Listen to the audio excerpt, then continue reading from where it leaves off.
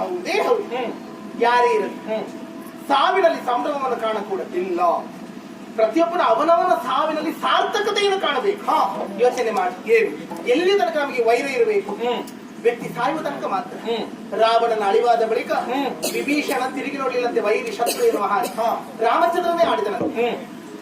ಸಾಯುವ ತನಕ ಮಾತ್ರ ವೈರ ಇಟ್ಟು ಈಗ ಏನಿದ್ರು ನಿನ್ನ ಅಣ್ಣ, ಬೇಕಾದ ಅಂತ್ಯ ಸಂಸ್ಕಾರವನ್ನು ನೀನೇ ಮಾಡಬೇಕು ಎನ್ನುವ ಹಾಗೆ.